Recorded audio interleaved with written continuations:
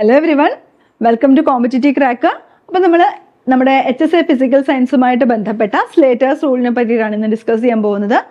സ്ലേറ്റേഴ്സ് rule എന്താ പറയുന്നതെന്ന് വെച്ചാൽ നമ്മുടെ എഫക്റ്റീവ് ന്യൂക്ലിയർ ചാർജിനെ സംബന്ധിക്കുന്ന ഇൻഫോർമേഷൻസ് ആണ് നമുക്ക് സ്ലേറ്റേഴ്സ് റൂൾ തരുന്നത്. എന്ന് പറഞ്ഞാൽ എഫക്റ്റീവ് ന്യൂക്ലിയർ ചാർജിന്റെ ന്യൂമറിക്കൽ വാല്യൂ, ഒരു മൾട്ടി ഇലക്ട്രോൺ സിസ്റ്റം എടുക്കുകയാണെങ്കിൽ, ഒന്നിലധികം ഇലക്ട്രോണുകളുള്ള ഒരു മൾട്ടി ഇലക്ട്രോൺ സിസ്റ്റം എടുക്കുകയാണെങ്കിൽ അവിടെയുള്ള എഫക്റ്റീവ് ന്യൂക്ലിയർ ചാർജ്. അപ്പം നിങ്ങൾ ആലോചിക്കും, എന്തുകൊണ്ടാണ് ഈ എഫക്റ്റീവ് ന്യൂക്ലിയർ ചാർജ് എന്ന് പറയുന്ന ഒരു കൺസെപ്റ്റ് വന്ന് ന്യൂക്ലിയർ ചാർജ് എന്ന് വെറുതെ പറഞ്ഞാൽ പോരെയെന്ന് നിങ്ങൾ ചിന്തിക്കും.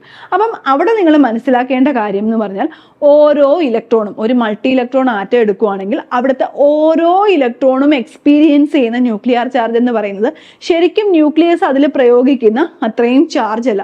അവിടെ എന്ന് പറഞ്ഞാൽ ഈ ആറ്റത്തിനുള്ളിലായിട്ട് കുറെ ഇലക്ട്രോൺസ് ഉണ്ട്. അവര് ഷീൽഡ് ചെയ്യും, ഈ ന്യൂക്ലിയർ ചാർജിനെ എന്ത് ചെയ്യും, ഷീൽഡ് ചെയ്യും, അല്ലെങ്കിൽ ഒരു സ്ക്രീൻ ചെയ്യും, ഒരു കർട്ടൻ പോലെ അവർ സ്ക്രീൻ ചെയ്യും. അതുകൊണ്ട് ന്യൂക്ലിയസ് കൊടുക്കുന്ന എൻറ്റയർ ചാർജ് ഈ ഔട്ടർ ഇലക്ട്രോണിന് അല്ലെങ്കിൽ മൾട്ടി ഇലക്ട്രോൺ സിസ്റ്റത്തിലുള്ള ആറ്റത്തില് ആ ഒരു പർട്ടിക്കുലർ ഓരോ ഇലക്ട്രോണിനും ലഭിക്കുന്നില്ല. മനസ്സിലാവുന്നോ? നമുക്കതൊരു പിക്ചർ കാണുമ്പോൾ കൂടുതൽ മനസ്സിലാവും. ഓക്കെ, അപ്പൊ ഇതാണ് നമ്മുടെ ന്യൂക്ലിയസ് എന്ന് പറഞ്ഞാൽ. ഈ ന്യൂക്ലിയസിന് ചുറ്റും എന്തുണ്ട്? ഷെല്ലുകളുണ്ട്. അതിനകത്തെല്ലാം എന്തുണ്ട്? ഇലക്ട്രോൺസ് ഉണ്ട്. മനസ്സിലാവുന്നോ? അപ്പൊ ന്യൂക്ലിയസ് എന്താ ചെയ്യുന്നത്? നമ്മൾ കുഞ്ഞു ക്ലാസ്സുകളിലോട്ട് പഠിക്കുന്ന കാര്യമാണ്. ന്യൂക്ലിയസ് ഓരോ ഇലക്ട്രോണിനെയും അതിന്റെ കൺട്രോളിൽ നിർത്താനായിട്ട് ശ്രമിക്കും, അല്ലെ? ഓരോ ഇലക്ട്രോണിനെയും കൺട്രോൾ ചെയ്യാൻ എങ്ങനെയാണ് അത് കൺട്രോൾ ചെയ്യുന്നത്? ന്യൂക്ലിയസിന് ഒരു ചാർജ് ഉണ്ട്. ആ ചാർജാണ് ന്യൂക്ലിയസിന്റെ ശക്തി എന്ന് പറയുന്നത്. അപ്പം ഓരോ ഇലക്ട്രോണിനെയും ന്യൂക്ലിയസിന്റെ അട്രാക്റ്റീവ് ഫോഴ്സിൽ നിർത്താനായിട്ട് ശ്രമിക്കും. അപ്പം ഈ ആദ്യത്തെ ഷെല്ലുള്ള ഇലക്ട്രോണിനെയും ഏറ്റവും അവസാനത്തെ ഷെല്ലുള്ള ഇലക്ട്രോണിനെയും ന്യൂക്ലിയസ് ഒരേപോലെയുള്ള എനർജി യൂസ് ചെയ്ത് എന്ത് ചെയ്യും? അട്രാക്ട് ചെയ്യാനായിട്ട് ശ്രമിക്കും. അപ്പൊ ഇവിടെ നോക്കിക്കേ, ഇവിടെ നമ്മൾ രണ്ട് ഷെല്ലുള്ളൊരു ഇലക്ട്രോൺ സിസ്റ്റമാ കൺസിഡർ ചെയ്യുന്നത്, ഒരു ആറ്റമാ കൺസിഡർ ചെയ്യുന്നത്. അപ്പൊ ന്യൂക്ലിയസ് എന്താ ചെയ്യുന്നത്? ഈ ന്യൂക്ലിയസ് ഈ ഇലക്ട്രോണിനെയും എല്ലാം എന്ത് ചെയ്യും? അതിന്റെ അട്രാക്റ്റീവ് പരിധിയിൽ നിർത്താനായിട്ട് ശ്രമിക്കും. അപ്പൊ ഇവിടെ നോക്കിക്കേ, ഇവിടെ ന്യൂക്ലിയസിനും ഈ ഇലക്ട്രോണിനും ഇടയ്ക്ക് ഷെല്ലുകളോ ഇലക്ട്രോണുകളോ ഒന്നുമില്ല. അതുകൊണ്ട് തന്നെ ന്യൂക്ലിയസ് പ്രയോഗിക്കുന്ന എൻറ്റയർ അട്രാക്റ്റീവ് ഫോഴ്സും ആർക്ക് കിട്ടും? ഈ ഇലക്ട്രോണിന് കിട്ടും. അതുകൊണ്ട് തന്നെ ഈ ന്യൂക്ലിയസിന് അടുത്ത് നിൽക്കുന്ന ഈ ഇലക്ട്രോണുകൾ നല്ല മര്യാദക്കാരാ, അവർ ന്യൂക്ലിയസിനോട് ചേർന്ന് നിൽക്കാൻ ശ്രമിക്കും. അതേസമയം ഈ ഔട്ടർ ഇലക്ട്രോണിലോട്ട് വരുമ്പം ന്യൂക്ലിയസ് കൊടുക്കുന്ന എൻറ്റയർ ചാർജ് ഈ ഇലക്ട്രോണിന് എക്സ്പീരിയൻസ് ചെയ്യാൻ പറ്റത്തില്ല. കാര്യം എന്ന് പറഞ്ഞാൽ ഈ ഇലക്ട്രോൺസ് എന്ത് ചെയ്യും? ന്യൂക്ലിയസിന്റെ അട്രാക്റ്റീവ് ഫോഴ്സിനെ സ്ക്രീൻ ചെയ്യും. മനസ്സിലാവുന്നു? അങ്ങനെ സ്ക്രീൻ ചെയ്യുന്നത് കൊണ്ട് ഇവർ തമ്മിലൊരു റിപ്പൾഷൻ ഉണ്ട്. ആ റിപ്പൾഷൻ മൂലം ഒരു സ്ക്രീനിങ് ഇവിടെ ഉണ്ടാകും. അതുകൊണ്ട് തന്നെ ന്യൂക്ലിയസ് പ്രയോഗിക്കുന്ന എൻറ്റയർ ന്യൂക്ലിയർ ചാർജും ഔട്ടർ ഇലക്ട്രോണിന് കിട്ടത്തില്ല. ന്യൂക്ലിയസ് കൊടുക്കുന്നതിൽ നിന്ന് ഒരു ഭാഗം ഈ ഷീൽഡിങ്ങിൽ പോവും. അതുകൊണ്ട് തന്നെ ഈ ഔട്ടർ ഇലക്ട്രോണിന് അനുഭവപ്പെടുന്ന ന്യൂക്ലിയർ ചാർജ് എന്ന് പറയുന്നത് ന്യൂക്ലിയസ് കൊടുക്കുന്ന ആ ഒരു അട്രാക്റ്റീവ് ഫോഴ്സിനേക്കാളും ചെറുതായിരിക്കും. അപ്പൊ ഇത് ആക്ച്വലി എക്സ്പീരിയൻസ് ചെയ്യുന്ന ന്യൂക്ലിയർ ചാർജ്, യഥാർത്ഥത്തിൽ ന്യൂട്രോൺ കൊടുക്കുന്ന അല്ലെങ്കിൽ ന്യൂക്ലിയസ് പ്രൊവൈഡ് ചെയ്യുന്ന ആ ഒരു അട്രാക്റ്റീവ് ഫോഴ്സ്, ഇത് തമ്മിൽ വ്യത്യാസമുണ്ട്. അതുകൊണ്ടാണ് ഏത് ടേം വരുന്നത്? എഫക്റ്റീവ് ന്യൂക്ലിയർ ചാർജ് എന്ന് പറയുന്ന ഒരു ടേം വന്നത്. ഇപ്പൊ നിങ്ങൾക്ക് കൂടുതൽ ക്ലിയർ ആയി കാണും. പക്ഷെ ഈ ഇലക്ട്രോണിനെ സംബന്ധിച്ച് എന്താ? ഈ ന്യൂക്ലിയസിനും ഈ ഇലക്ട്രോണിനും ഇടയിൽ പ്രത്യേകിച്ച് ഇലക്ട്രോൺസോ ഓർബിറ്റൽസോ ഒന്നുമില്ല. അതുകൊണ്ട് തന്നെ ഇവിടെ എന്ന് പറയുന്നത് ന്യൂക്ലിയസിന് ഏറ്റവും അടുത്ത് നിൽക്കുന്ന ഇലക്ട്രോണുകളെ സംബന്ധിച്ച് എഫക്റ്റീവ് ന്യൂക്ലിയർ ചാർജ് വലിയ കാര്യമായിട്ട് വരുന്നില്ല. പക്ഷെ ന്യൂക്ലിയസിൽ നിന്ന് അകന്നു പോകും തോറും കൂടുതൽ ഷെല്ലുകൾ വരും, കൂടുതൽ ഇലക്ട്രോൺസ് വരും. അങ്ങനെ വരുമ്പോൾ എന്ത് പറ്റും? കൂടുതൽ ഇലക്ട്രോൺ ഉള്ള ആറ്റങ്ങൾ എടുക്കുകയാണെന്നുണ്ടെങ്കിൽ അവരുടെ കേസിൽ ഈ ഇസഡ് എഫക്റ്റീവ് അല്ലെങ്കിൽ എഫക്റ്റീവ് ന്യൂക്ലിയർ ചാർജ് എന്ന് പറയുന്നത് കൂടുതൽ സിഗ്നിഫിക്കൻ്റ് ആയിട്ട് വരും. മനസ്സിലായോ? അപ്പൊ ഈ ഒരു തിയറി എക്സ്പ്ലെയിൻ ചെയ്യാൻ വേണ്ടി എഫക്റ്റീവിന്റെ എഫക്റ്റീവ് ന്യൂക്ലിയർ ചാർജ് എക്സ്പ്ലെയിൻ ചെയ്യാൻ വേണ്ടിയിട്ട് സ്ലേറ്റർ കൊണ്ടുവന്ന റൂളാണ് സ്ലേറ്റേഴ്സ് റൂൾ എന്ന് പറയുന്നത്. അപ്പൊ എന്താണ് സ്ലേറ്റേഴ്സ് റൂൾ പറയുന്നതെന്ന് നമുക്ക് നോക്കാം. ഈ ഒരു കൺസെപ്റ്റ് നിങ്ങൾക്ക് മനസ്സിലായോ? അപ്പൊ നോക്കിക്കേ, സ്ലേറ്റേഴ്സ് റൂൾ അനുസരിച്ച് ഇസഡ് എഫക്റ്റീവ് അല്ലെങ്കിൽ സഫല ന്യൂക്ലിയർ ചാർജ് എന്ന്, നമ്മളിതിനെ ഇസഡ് എഫക്റ്റീവിന് എന്തെന്നാ പറയുന്നത്? സഫല ന്യൂക്ലിയർ ചാർജ് എന്ന് പറയുന്നത് ഇസഡ് മൈനസ് സിഗ്മ, അല്ലെങ്കിൽ ചില ആൾക്കാരൊക്കെ എസ് യൂസ് ചെയ്യാറുണ്ട്. അത് നിങ്ങൾക്ക് ഇഷ്ടമുള്ള രീതിയിൽ യൂസ് ചെയ്യാം. ഇസഡ് എന്നോ സിഗ്മ എന്നോ എന്ത് വേണോ നിങ്ങൾക്ക് യൂസ് ചെയ്യാം. അപ്പം ഇസഡ് മൈനസ് സിഗ്മ അല്ലെങ്കിൽ എസ് എന്ന് പറഞ്ഞ് വരും. ഇതാണ് എഫക്റ്റീവ് ന്യൂക്ലിയർ ചാർജ് എന്ന് പറയുന്നത്. ഇവിടെ ഇസഡ് ആണ് സഫല ന്യൂക്ലിയർ ചാർജ് അല്ലെങ്കിൽ ഇസഡ് എഫക്റ്റീവ് എന്ന് പറയുന്നത്. ഇതിനെ നമ്മൾ എന്താന്ന് പറഞ്ഞു, ഇസഡ് മൈനസ് സിഗ്മ എന്ന് പറഞ്ഞു. ഇവിടെ ഇസഡ് എന്ന് പറഞ്ഞാൽ എന്താണ്, ആ ഒരു പെർട്ടിക്കുലർ ആറ്റത്തിന്റെ അറ്റോമിക് നമ്പറിനെയാണ് നമ്മൾ പറയുന്നത്. ഇവിടെ സിഗ്മ എന്ന് പറയുന്നത് അല്ലെങ്കിൽ എസ് എന്ന് പറയുന്നതാണ് ഷീൽഡിംഗ് കോൺസ്റ്റന്റ്. ഷീൽഡിംഗ് കോൺസ്റ്റന്റ് എന്ന് പറഞ്ഞാൽ ആ റിപ്പൽഷൻ മൂലം ആ ന്യൂക്ലിയസിന്റെ എനർജി കുറയും എന്ന് പറഞ്ഞില്ലേ, ആ ഒരു ഇതിനെയാണ് നമ്മൾ എന്ത് പറയുന്നത്, ഷീൽഡിംഗ് കോൺസ്റ്റന്റ് എന്ന് പറയുന്നത്. മനസ്സിലാവുന്നു? അപ്പൊ ഇത് ചില ന്യൂമറിക്കൽ റൂൾസിനെ ബേസ് ചെയ്താണ് നമ്മൾ ഈ സഫല ന്യൂക്ലിയർ ചാർജ് കണ്ടുപിടിക്കുന്നത്. അപ്പൊ ഇവിടെ എന്ന് പറഞ്ഞാൽ ആദ്യം നമുക്കിപ്പം ഏതെങ്കിലും ഒരു എലമെന്റ് തരികയാണ്. ആദ്യം നമ്മൾ ചെയ്യേണ്ടത് എന്താണ്, ആ എലമെന്റിന്റെ ഇലക്ട്രോണിക് കോൺഫിഗറേഷൻ നമ്മൾ എഴുതണം. ഇലക്ട്രോണിക് കോൺഫിഗറേഷൻ എഴുതുമ്പോൾ നിങ്ങൾക്കറിയാം എന്നിന്റെ വാല്യൂ ഇൻക്രീസ് ചെയ്യുന്ന ഓർഡറിലായിരിക്കും നമ്മൾ ഇലക്ട്രോണിക് കോൺഫിഗറേഷൻ എഴുതുന്നത്. നോക്കിക്കേ, 1s2, 2s2, 2p6, 3s2, 3p6 ഈ രീതിയിൽ ഇലക്ട്രോണിക് കോൺഫിഗറേഷൻ എഴുതും. ഞാൻ വെറുതെ ഒരു എക്സാമ്പിൾ പറയാം. ഇങ്ങനെ ഇലക്ട്രോണിക് കോൺഫിഗറേഷൻ എഴുതും എന്ന് വെച്ചാൽ എന്നിന്റെ പ്രിൻസിപ്പൽ ക്വാണ്ടം നമ്പർ ഇൻക്രീസ് ചെയ്യുന്ന ഓർഡറിൽ നമ്മൾ ഇലക്ട്രോണിക് കോൺഫിഗറേഷൻ എഴുതിയതിന് ശേഷം നമ്മൾ ഒരേപോലത്തെ n വരുന്ന ആൾക്കാരെ ഗ്രൂപ്പ് ചെയ്യും. ദാറ്റ് മീൻസ് 1s 2 ഇലക്ട്രോണ്, ഇനി 2sലാണെങ്കിൽ 2 ഇലക്ട്രോണ്, 2pയിലാണെങ്കിൽ 2 ഇലക്ട്രോൺ, അവരെ ഗ്രൂപ്പ് ചെയ്ത് എഴുതും. 3sൽ വരുന്ന 2 ഇലക്ട്രോണ്, 3pയിൽ വരുന്ന 6 ഇലക്ട്രോൺ, ഇവരെ ഗ്രൂപ്പ് ചെയ്ത് എഴുതും. ഇവിടെ ഒരു വ്യത്യാസം വരുന്നുണ്ട്. ഇവിടെ 3p6, 4s2, 3d10 എന്ന് പറഞ്ഞ് വരികയാണ്. അപ്പം നമ്മൾ ഡി എന്ന് പറയുന്നത് എസിനെയും പിയെയും ഒരേ പ്രിൻസിപ്പൽ ക്വാണ്ടം നമ്പർ വരുന്ന n വാല്യൂസ് വരുന്നവരെ ഒന്നിച്ച് ഗ്രൂപ്പ് ചെയ്യും. ഡിയെ ഡിഫറെൻ്റ് ആയിട്ടാണ് ഗ്രൂപ്പ് ചെയ്യുന്നത്. ഇപ്പം അടുത്ത ഡി വരുവാണെങ്കിൽ നമ്മൾ 3d10 എന്നുള്ളത് സെപ്പറേറ്റ് ആണ് എഴുതുന്നത്. ഈ എന്നിന്റെ വാല്യൂ അവിടെ കൺസിഡർ ചെയ്യുന്നില്ല, അവിടെ ഡിയെ നമ്മൾ സെപ്പറേറ്റ് ഗ്രൂപ്പ് ചെയ്യും. ഈ ഒരു കാര്യം മാത്രമാണ് നമ്മളിവിടെ ഓർക്കേണ്ടത്. ആദ്യം ചെയ്യുന്ന എന്താണ്, നമുക്ക് ഏത് ആറ്റമാണോ തന്നേക്കുന്നത് അതിന്റെ അറ്റോമിക് നമ്പർ വെച്ചിട്ട് നമ്മൾ ഇലക്ട്രോണിക് കോൺഫിഗറേഷൻ എന്നിന്റെ ഇൻക്രീസിങ് ഓർഡറിൽ സാധാരണ പോലെ തന്നെ നമ്മൾ എന്ത് ചെയ്യും, നമ്മൾ ഇലക്ട്രോണിക് കോൺഫിഗറേഷൻ എഴുതും. എന്നിട്ട് എന്ത് ചെയ്യും, n വാല്യൂ ഒരേപോലെ വരുന്നവരെ നമ്മൾ ഗ്രൂപ്പ് ചെയ്യും എക്സെപ്റ്റ് ഡി ഓർബിറ്റൽ. എന്ന് വെച്ചാൽ എസും പിയും ഒരേപോലെ ഗ്രൂപ്പ് ചെയ്യും, ഡിയെ നമ്മൾ വേറെ ആയിട്ടാണ് ഗ്രൂപ്പ് ചെയ്യുന്നത്. ഇതാണ് നമ്മളുടെ ആദ്യത്തെ സ്റ്റെപ്പ് എന്ന് പറയുന്നത്. ഇനി നമ്മൾ ചെയ്യുന്നതെന്ന് പറഞ്ഞാൽ എസും പി ഓർബിറ്റൽ ഇലക്ട്രോൺസ് ആണെങ്കിൽ അതിന് ചില റൂളുകളുണ്ട്. ഇനി ഡി ഓർബിറ്റൽ ആണെങ്കിൽ അതിന് ചില റൂളുകളുണ്ട്. നമുക്ക് നോക്കാം. ഓരോ ഗ്രൂപ്പിലുള്ള ഇലക്ട്രോണിന്റെയും ഷീൽഡിങ് എന്ന് പറഞ്ഞാൽ എക്സാമ്പിൾ ആയിട്ട് പറയുവാണെങ്കിൽ നോക്കിക്കേ, നമ്മൾ 1s2, 2s2, 2p6, 3s2, 3p5 എന്ന് എഴുതുകയാണ്. അപ്പം നമുക്ക് ഈ പി ഓർബിറ്റലിലുള്ള ഇലക്ട്രോണിന്റെ ഷീൽഡിങ് കണ്ടുപിടിക്കേണ്ടത്. അപ്പം നമ്മൾ ഇതിനെ ആദ്യം ഗ്രൂപ്പ് ചെയ്യുക. 1s2, 2s2, 2p6, അത് കഴിഞ്ഞിട്ട് 3s2, 3p4, നമ്മൾ 3pയുടെ അല്ലേ കണ്ടുപിടിക്കേണ്ടത്. അപ്പം നമ്മളിവിടെ ചെയ്യേണ്ടത് ഒരേ ഗ്രൂപ്പിലുള്ള ഇലക്ട്രോണിന്, ഇപ്പം ഈ 3pയിലുള്ളത് ഇവിടെ ഇതിന് നമ്മൾ എൻഡ് ഷെൽ എന്ന് പറയും. ഈ ഒരു ഇതിന് ഇവരും ഷീൽഡിങ്ങിന് കാരണമാകുന്നുണ്ട്. ഈ 3pയിലുള്ള ഒരു ഇലക്ട്രോണിന് ഇവർ തന്നെ ഷീൽഡ് ചെയ്യുന്നുണ്ട്.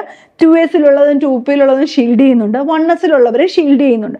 അതുകൊണ്ട് തന്നെ ഒരേ ഗ്രൂപ്പിലുള്ള ഇലക്ട്രോണിന് നമ്മൾ എന്തുകൊണ്ട് ഷീൽഡ് ചെയ്യും, അവരെ 0.35 കൊണ്ട് നമ്മൾ റെപ്രസെന്റ് ചെയ്യും.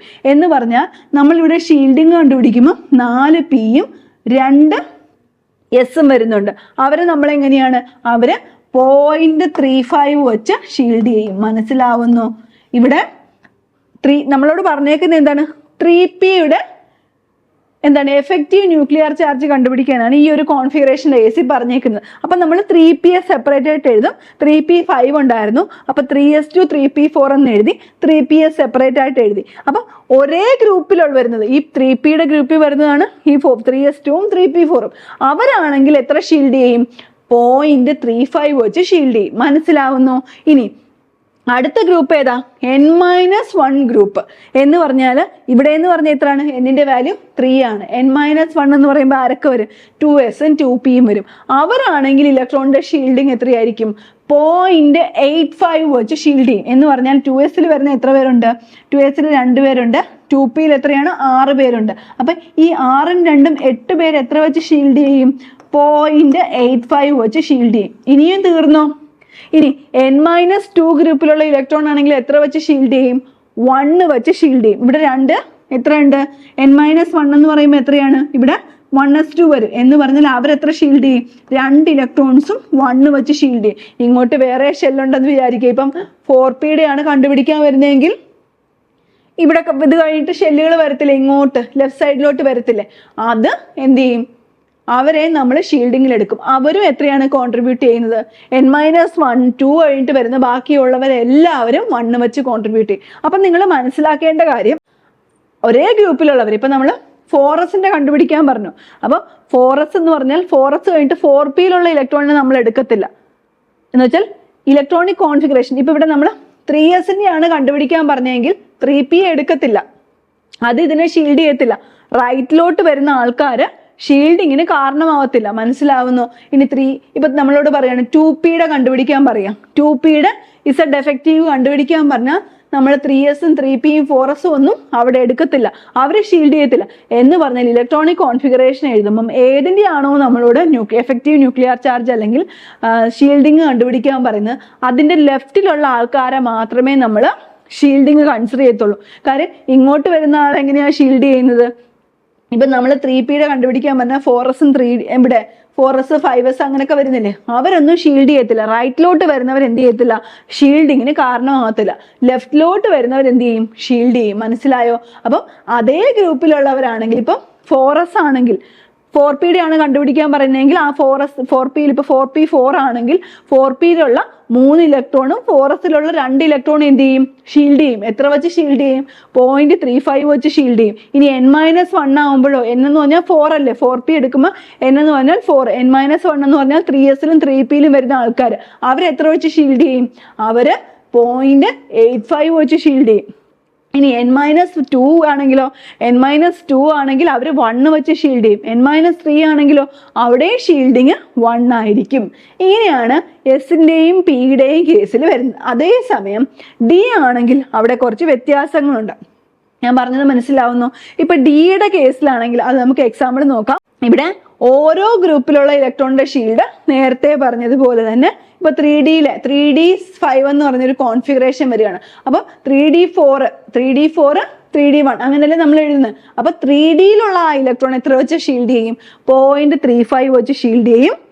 ഇനി ഇവിടെ അത് കഴിഞ്ഞിട്ടുള്ള ബാക്കിയുള്ള എല്ലാവരും എന്ന് വെച്ചാൽ 3d കഴിഞ്ഞിട്ടുള്ള 3s 3p വരുന്നു, അവര് 1 വെച്ച് ഷീൽഡ് ചെയ്യും. ഇനി 2s 2p വരുന്നു, അവരും 1 വെച്ച് ഷീൽഡ് ചെയ്യും. 1s വരുന്നു. ബാക്കിയുള്ള എല്ലാവരും ഡിയുടെ കേസിലാണെങ്കിൽ എത്രയാണ്, 1 വെച്ചാണ് ഷീൽഡ് ചെയ്യുന്നത്. ഇതാണ് നമ്മളുടെ സ്ലേറ്ററിന്റെ റൂള് പറയുന്നത്. മനസ്സിലാവുന്നു? ഇവിടെ എസിനും പിയും ഓർബിറ്റൽസിലാണ് ഇലക്ട്രോൺസ് വരുന്നതെങ്കിൽ നമ്മളോട് പറയുന്നത് എന്താണ്, ഈ എസ് എഫക്റ്റീവ് കണ്ടുപിടിക്കാൻ പറയുന്നത് എസിലെയോ പിയിലെയോ ഇലക്ട്രോണിന്റെ കേസാണെങ്കിൽ നമ്മൾ എടുക്കുന്നത് ഒരു രീതിയിലും, ഡിയുടെ കേസിലാണെങ്കിൽ വേറെ രീതിയിലുമാണ് എടുക്കുന്നത്. ഇവിടെ എക്സാമ്പിൾ ആയിട്ട് പറയുന്നത് എസും പിയും ആണെങ്കിൽ അതേ ഗ്രൂപ്പിലുള്ളത് എന്ന് വെച്ചാൽ അതേ പ്രിൻസിപ്പൽ ക്വാണ്ടം നമ്പറിൽ വരുന്നവരാണെങ്കിൽ 0.35 വെച്ച്, അത് കഴിഞ്ഞിട്ട് ഒന്ന് കുറഞ്ഞു വരുന്നവർ n-1 വരുന്നത് 0.85 വെച്ച്, n-2 തൊട്ട് ബാക്കിയുള്ളവരെല്ലാം 1 വെച്ചും ഷീൽഡ് ചെയ്യും. ഡിയുടെ കേസിൽ വരുവാണെങ്കിൽ അതേ ഗ്രൂപ്പിലുള്ളവർ 0.35 വെച്ച് ഷീൽഡ് ചെയ്യും. ബാക്കിയുള്ള n-1 ആയിരുന്നാലും n-2 ആയിരുന്നാലും n-3 ആയിരുന്നാലും എല്ലാം എത്ര വെച്ച് ഷീൽഡ് ചെയ്യും, 1 വെച്ച് ഷീൽഡ് ചെയ്യും. 0.85 വരുന്നത് എസിലും പിയിലും ഇലക്ട്രോൺ വരുന്ന കേസിലാണ്. മനസ്സിലായോ?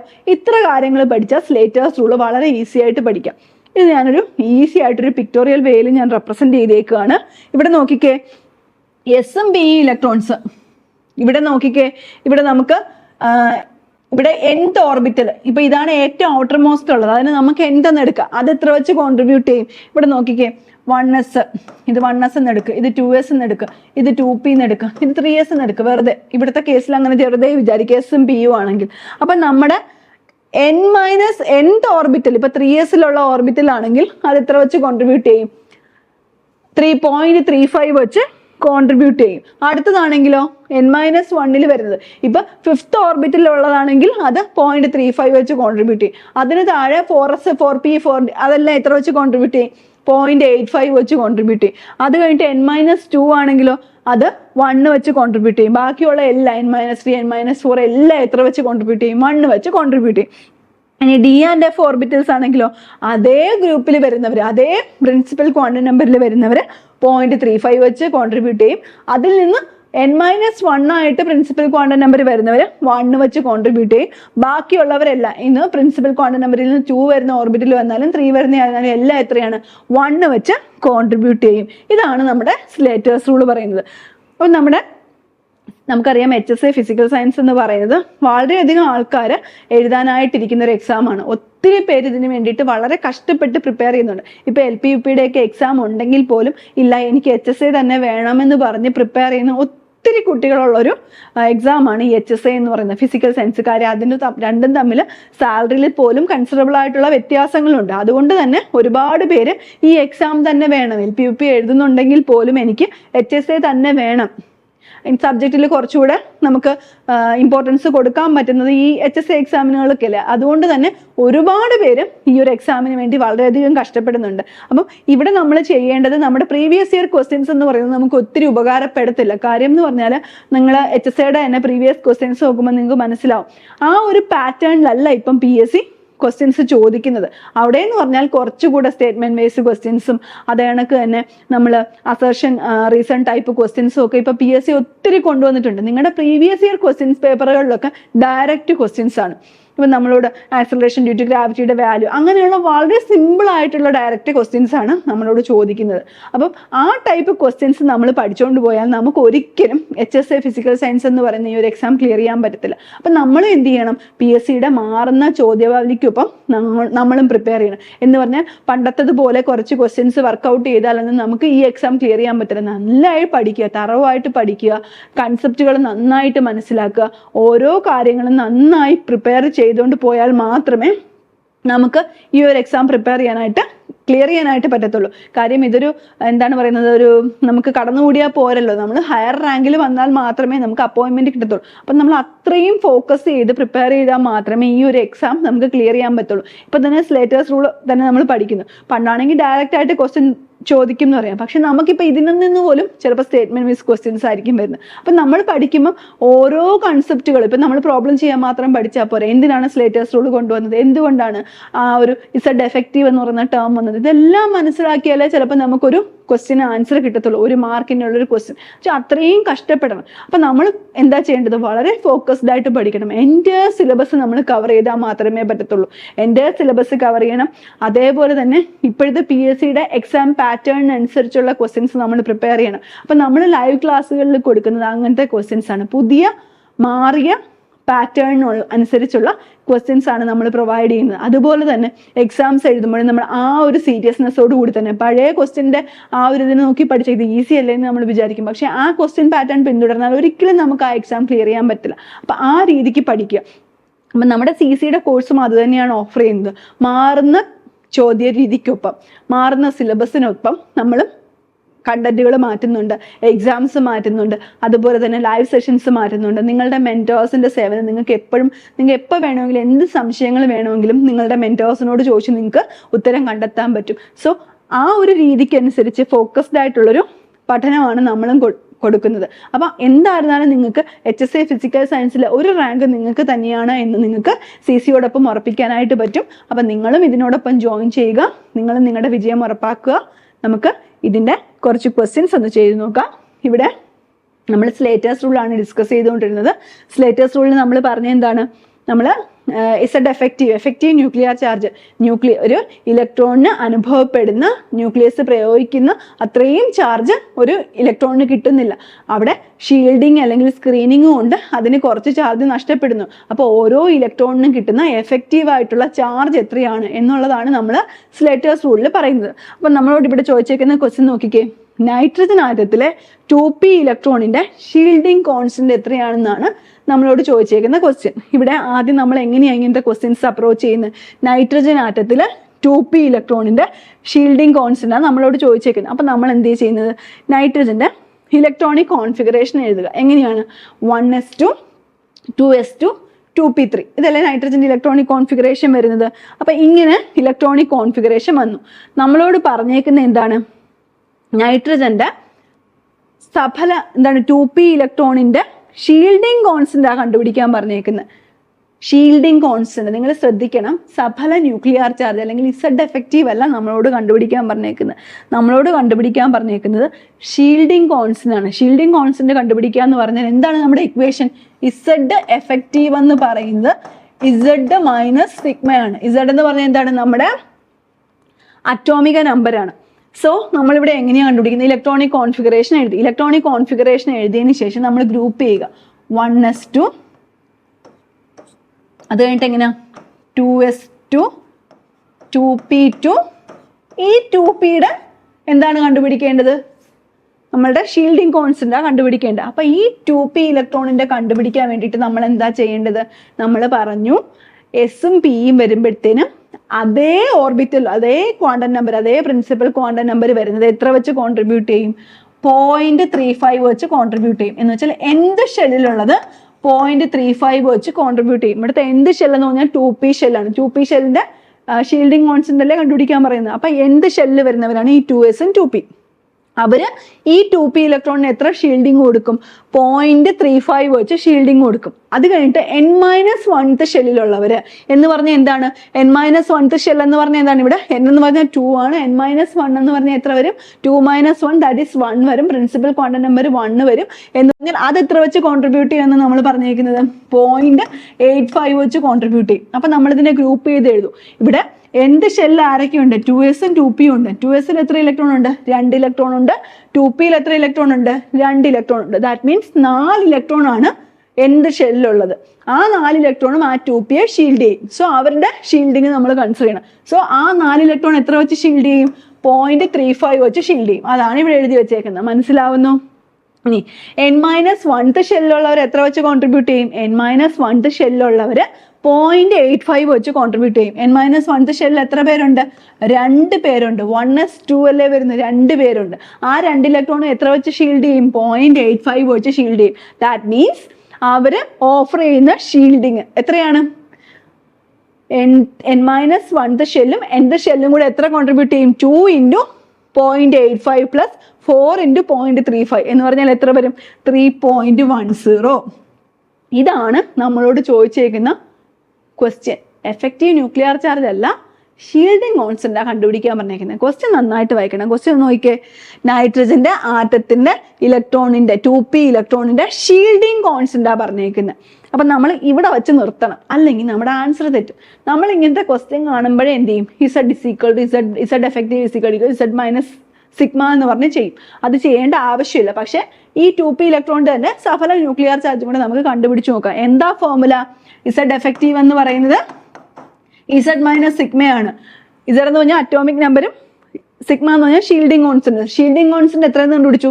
3.10 എന്ന് കണ്ടുപിടിച്ചു. ദാറ്റ് മീൻസ് ഇസഡ് എന്ന് പറഞ്ഞാൽ 7 ആണ്. നൈട്രജന്റെ കേസിൽ 7 ആണ്. സിഗ്മ എന്ന് പറഞ്ഞാൽ എത്ര വരും? 3.10 എന്ന് നമ്മൾ കണ്ടുപിടിച്ചു. 7 - 3.10 എത്ര വരും? 3.9 വരും. നിങ്ങളുടെ ഓപ്ഷനിലോട്ടൊന്ന് പോയേ. ഓപ്ഷനിൽ കണ്ടോ 3.90 ഉണ്ട്, 3.10 ഉണ്ട്. നമ്മൾ ക്വസ്റ്റ്യൻ നന്നായിട്ട് വായിച്ചില്ലെങ്കിൽ എന്ത് പറ്റും? Option A is correct. 1 mark പോയി. 1 മാർക്കല്ല, 1.33 ആണ് നമുക്ക് പോകുന്നത്. എന്താണ്? നമ്മൾ ആൻസർ തെറ്റിച്ചു. 1 മാർക്ക് പോയി. നെഗറ്റീവ് 0.33, 1.33 മാർക്ക് പോയി. അതിനുള്ള അവസരം വരുത്തരുത്. നമ്മളോട് ഇവിടെ കണ്ടുപിടിക്കാൻ പറഞ്ഞേക്കുന്നത് എന്താ? 2p ഇലക്ട്രോണിന്റെ, നൈട്രജന്റെ 2p ഇലക്ട്രോണിന്റെ ഷീൽഡിങ് കോൺസ്റ്റന്റ് എത്ര? ആൻസർ 3.10 ആണ്. നമുക്ക് കണ്ടുപിടിക്കേണ്ടത് എന്താണ്? ഇസഡ് എഫക്റ്റീവ് അല്ല കണ്ടുപിടിക്കേണ്ടത്, ഇസഡ് മൈനസ് സിഗ്മ. ഈ സിഗ്മയാണ്, ഷീൽഡിങ് കോൺസ്റ്റന്റ് ആണ് കണ്ടുപിടിക്കേണ്ടത്. So correct answer is 3.10. മനസ്സിലായോ? പലരും ഈ ക്വസ്റ്റ്യൻ ഞാൻ പല പ്രാവശ്യം ക്ലാസ് ചെയ്യുമ്പോഴും എല്ലാവരും പറയുന്ന ആൻസർ 3.90 ആണ്. എന്താണ്? കറക്റ്റ് ആയിട്ട് ക്വസ്റ്റ്യൻ വായിക്കത്തില്ല. അതാണ് പ്രശ്നം. ഓക്കെ, ഇപ്പൊ എങ്ങനെയാണ് ചെയ്യുന്നതെന്ന് മനസ്സിലായോ? അപ്പം നമുക്കിപ്പോൾ അറിയാം. ഫസ്റ്റ് നമ്മൾ ഇലക്ട്രോണിക് കോൺഫിഗറേഷൻ എഴുതുക. ഒരേ ഗ്രൂപ്പിൽ ഒരേ principal quantum number n value വരുന്നവരെ ഗ്രൂപ്പ് ചെയ്യുക. ഗ്രൂപ്പ് ചെയ്തതിന് ശേഷം എസിന്റെയും പിയുടെയും കേസിൽ nth ഓർബിറ്റൽ ആണെങ്കിൽ 0.35 വെച്ച് കോൺട്രിബ്യൂട്ട് ചെയ്യും. n-1th ഓർബിറ്റൽ ആണെങ്കിൽ 0.85 വെച്ച് കോൺട്രിബ്യൂട്ട് ചെയ്യും. n-2th ഓർബിറ്റലുകൾ 1 വെച്ച് കോൺട്രിബ്യൂട്ട് ചെയ്യും. ബാക്കിയുള്ള അകത്തോട്ട് വരുന്ന എല്ലാം, ലെഫ്റ്റിലോട്ട് വരുന്ന ബാക്കിയുള്ള എല്ലാവരും 1 വെച്ചായിരിക്കും കോൺട്രിബ്യൂട്ട് ചെയ്യുന്നത്. മനസ്സിലാവുന്നു? ഇനി നമുക്ക് വേറൊരാളെയും കൂടെ ഒന്ന് ചെയ്തു നോക്കിയാലോ. ബ്രോമിൻ ആറ്റത്തിന്റെ 3D ഓർബിറ്റലിന്റെ സ്ക്രീനിങ് കോൺസ്റ്റന്റ് കണ്ടെത്തുക. ഇവിടെ സ്ക്രീനിങ് കോൺസ്റ്റന്റ് ആണ് നമ്മളോട് കണ്ടുപിടിക്കാൻ ചോദിച്ചേക്കുന്നത്. നോക്കിക്കേ, ആദ്യം നമ്മൾ ബ്രോമിന്റെ ഇലക്ട്രോണിക് കോൺഫിഗറേഷൻ എഴുതണം. ബ്രോമിൻ എന്ന് പറഞ്ഞാൽ എത്രയാണ്? നമ്മൾ ആദ്യം നമുക്ക് വേണ്ട എന്താ, പീരിയോഡിക് ടേബിളിനെ പറ്റിയിട്ടുള്ള ഒരു ബേസിക് ഐഡിയ വേണം. ബ്രോമിന്റെ അറ്റോമിക് നമ്പർ 35 ആണ് വരുന്നത്. അപ്പോൾ ഇലക്ട്രോണിക് കോൺഫിഗറേഷൻ എഴുതുമ്പോൾ എങ്ങനെ വരും? 1s2 2s2 2p6 3s2 3p6 4s2 3d10 4p5 ഇങ്ങനെ വരും. നിങ്ങൾ ഇവിടെ ശ്രദ്ധിക്കേണ്ട ഒരു കാര്യം, ഇവിടെ നമ്മൾ നിങ്ങൾക്ക് ഇലക്ട്രോണിക് കോൺഫിഗറേഷൻ എഴുതാൻ സംശയമുള്ള ഒരു n+l റൂളൊക്കെ വെച്ച് നോക്കണം. ഒരു n+l വന്നാൽ എന്ത് ചെയ്യുന്നൊക്കെ നമ്മൾ ക്ലാസ്സിൽ ഡിസ്കസ് ചെയ്തിട്ടുണ്ട്. അതൊക്കെ വെച്ച് ഇതിപ്പോൾ ഇത്രയും വരുമ്പോൾ ചിലപ്പോൾ നമുക്ക് 4s കഴിഞ്ഞിട്ടാണോ 3d 3d കഴിഞ്ഞിട്ടാണോ 4p ഇങ്ങനെയൊക്കെ സംശയം വരും. അപ്പോൾ n+l റൂളൊക്കെ വെച്ച് ചെയ്ത് നോക്കണം. എന്നിട്ടൊക്കെ അതിലോട്ട് പോവാവും. തെറ്റിക്കരുത്. ഇലക്ട്രോണിക് കോൺഫിഗറേഷൻ തെറ്റിയോ എൻ്റയർ ക്വസ്റ്റ്യൻ തെറ്റി. ആദ്യം പീരിയോഡിക് ടേബിൾ, ഇപ്പം ബ്രോമിൻ്റെ കണ്ടുപിടിക്കാൻ പറയുമ്പോഴത്തേന് ഇസഡ് തന്നില്ല എന്നുണ്ടെങ്കിൽ നമ്മുടെ കാര്യം പോക്കാം. അതുകൊണ്ട് നമ്മൾ എന്ത് മനസ്സിലാക്കണം? അറ്റോമിക് നമ്പർ, പീരിയോഡിക് ടേബിളിനെ പറ്റിയിട്ടുള്ള ഒരു ബേസിക് കാര്യങ്ങൾ. കാര്യം നമ്മൾ +2 തൊട്ട് പഠിക്കുന്നതല്ലേ, +2 തൊട്ടല്ല 10ാം ക്ലാസ് തൊട്ട് നമ്മൾ പീരിയോഡിക് ടേബിളൊക്കെ പഠിക്കുന്നത്. അപ്പം ബേസിക് ആയിട്ട് ബ്രോമിന് എവിടെ വരും, ബ്രോമിന്റെ പൊസിഷൻ എന്താണ്, അതിന്റെ അറ്റോമിക് നമ്പർ എന്താണെന്നുള്ള ഐഡിയ വേണം. അപ്പോൾ ബ്രോമിൻ നമ്മൾ ഇലക്ട്രോണിക് കോൺഫിഗറേഷൻ നന്നായി എഴുതി. അതിനുശേഷം നമ്മളോട് എന്താ പറയുന്നത്? ബ്രോമിൻ ആറ്റത്തിന്റെ 3D ഓർബിറ്റലിന്റെ, കണ്ടോ 3Dയുടെ പറഞ്ഞേക്കുന്നത്, 3D ഓർബിറ്റലിന്റെ സ്ക്രീനിങ് കോൺസ്റ്റന്റ് കണ്ടെത്തുക. അപ്പൊ ഞാൻ പറഞ്ഞു, ഏത് ഓർബിറ്റലിന്റെ ഇലക്ട്രോണിന്റെ സ്ക്രീനിങ് കോൺസ്റ്റന്റ് ആണോ കണ്ടെത്തുന്നത് അതിന് ലെഫ്റ്റിലോട്ടുള്ളവർ മാത്രമേ ആ ഇലക്ട്രോണിന് സ്ക്രീൻ ചെയ്യൂ. റൈറ്റിലോട്ടുള്ളവരെ നമുക്ക് അവോയ്ഡ് ചെയ്യാം. നമുക്ക് 4p വേണ്ട അല്ലേ? ആണോ അല്ലയോ? ആണ്. അപ്പൊ നമ്മൾ ഇവിടെ ചെയ്യേണ്ട കാര്യം എന്താണ്? ഇത് ഇതേപോലെ എഴുതി. അതിനുശേഷം നമ്മൾ ഒരേ n വാല്യൂ വരുന്നവരെ എന്ത് ചെയ്യും? ഗ്രൂപ്പ് ചെയ്യും. ഇവിടെ നോക്കിക്കോ, 1s2 2s2 2p ഗ്രൂപ്പ് ഒരേ ഗ്രൂപ്പിൽ വന്നു. 3s 3p ഒരേ ഗ്രൂപ്പിൽ വന്നു. 3d നമ്മൾ സെപ്പറേറ്റ് ആയിട്ട് എഴുതത്തുള്ളൂ. മനസ്സിലാവുന്നോ? ഇനി അടുത്ത ചെയ്യുന്ന എന്താ, നമ്മളിങ്ങനെ ഗ്രൂപ്പ് ചെയ്തെല്ലാം എഴുതി. ഗ്രൂപ്പ് ചെയ്ത് എഴുതുമ്പോൾ നമ്മളിവിടെ എനർജി ഓർഡർ അല്ല കൺസിഡർ ചെയ്യുന്നത്. നമ്മൾ ഇതിന് മുമ്പ് വരുന്നവരെല്ലാം അങ്ങ് അവോയ്ഡ് ചെയ്യും. അതുകൊണ്ട് 4s 4p നമ്മൾ അവോയ്ഡ് ചെയ്തു. ഇനി നമ്മൾ നോക്കുക, നമ്മൾ ഇവിടെ 3Dയിലെ ഇലക്ട്രോണിൻ്റെയാ കണ്ടുപിടിക്കേണ്ടത്. എന്ന് പറഞ്ഞാൽ 3d9 3d1 ഇങ്ങനല്ലേ നമ്മൾ എഴുതേണ്ടത്. അപ്പം ഈ 3d1ന് ഇവരെന്ത് ചെയ്യും? ഒരു സ്ക്രീനിങ് കൊടുക്കും. nth ഷെല്ലിലുള്ള ഒരു സ്ക്രീനിങ് കൊടുക്കും. അപ്പം അവരെത്രയാ സ്ക്രീൻ ചെയ്യുന്നത്? ഒരേ ഷെല്ലിലുള്ളവർ എത്ര സ്ക്രീൻ ചെയ്യും? 0.35 വെച്ച് സ്ക്രീൻ ചെയ്യും. എന്ന് പറഞ്ഞാൽ ഈ 9 പേരും എത്ര വെച്ച് സ്ക്രീൻ ചെയ്യും? 0.35 വെച്ച് സ്ക്രീൻ ചെയ്യും. ദാറ്റ് മീൻസ് 9 × 0.35 പ്ലസ് ഞാൻ പറഞ്ഞു ഡി ഓർബിറ്റലിന്റെ കേസിൽ വരുമ്പോൾ അതേ ഷെല്ലിലുള്ളവർ 0.35 വെച്ച് സ്ക്രീൻ ചെയ്യും. പക്ഷേ ഡി ഓർബിറ്റലുള്ളവർ 0.35 വെച്ച് സ്ക്രീൻ ചെയ്യും. ബാക്കിയുള്ള എല്ലാവരും 1 വെച്ചാണ് സ്ക്രീൻ ചെയ്യുന്നത്. അപ്പോൾ എത്ര വരും? ഈ 1s 2s 2p 3s 3p ഇതെല്ലാം എന്ത് ചെയ്യും? 1 വെച്ച് സ്ക്രീൻ ചെയ്യും. ദാറ്റ് മീൻസ് 6 × 2 8 8 × 2 10 6 16 2 18 ഇവർ 18 പേരും എത്ര വെച്ച് സ്ക്രീൻ ചെയ്യും? 1 വെച്ച് സ്ക്രീൻ ചെയ്യും. That means 9 × 0.35 plus 18 × 1 that means 21.15 വരും. അതാണ് നമ്മളുടെ സ്ക്രീനിങ് കോൺസ്റ്റന്റ് എന്ന് പറയുന്നത്. മനസ്സിലാവുന്നോ?